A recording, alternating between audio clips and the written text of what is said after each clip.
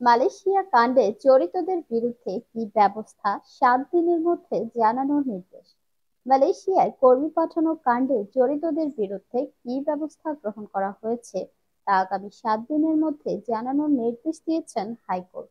রোববার 30 জুন দুপুরে এক রিট আবেদনে প্রাথমিক শুনানি শেষে বিচারপতি মোস্তফা কামাল ইসলাম ও বিচারপতি এস মাসুদ হাসান দোলনের সমন্বয়ে গঠিত হাইকোর্টের দ্বৈত বেঞ্চে আদেশ দেন। গড়ে 5 লক্ষ টাকা খরচ করেও 17,000 কর্মীর মালয়েশিয়া যেতে না পারার ঘটনায় গত 24 জুন বিকেলে প্রতিবেদন জমা দেয় তদন্ত কমিটি। কমিটির প্রধান অতিরিক্ত সচিব নূর মোহাম্মদ মাহবুবুল হক প্রবাসী প্রতিমন্ত্রী শফিকুর রহমান চৌধুরীর কাছে এই তদন্ত প্রতিবেদন জমা দেন। চূড়ান্ত পর্যালোচনা শেষে তা প্রধানমন্ত্রীর কার্যালয়ে পাঠানোর কথা ছিল।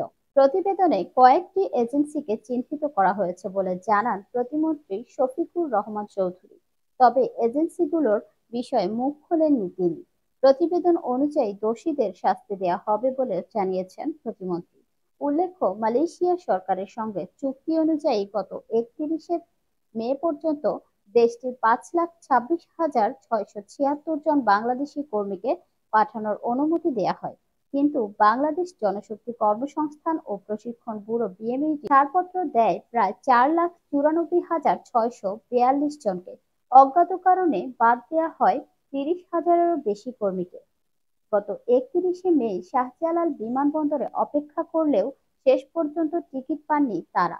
জটিলতার জন্য এজেন্সি সহ সংশ্লিষ্ট কর্তৃপক্ষকে দায়ী করেন তারা।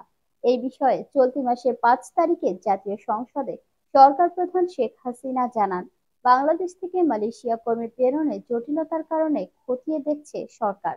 এতে কেউ জড়িত থাকলে কঠোর ব্যবস্থা নেওয়ার কথাও জানান তিনি। কর্মী পাঠানো নিয়ে সৃষ্ট জটিলতায় দেশের কিছু লোকের সঙ্গে মালয়েশিয়ারও অনেকেই জড়িত বলে জানান প্রধানমন্ত্রী। ভিডিওটি ভালো লাগলে লাইক, কমেন্ট, শেয়ার করুন এবং প্রবাস সম্পর্কিত সকল আপডেট তথ্য সবার আগে পেতে আমাদের পেজটিতে ফলো দিয়ে রাখুন। ধন্যবাদ।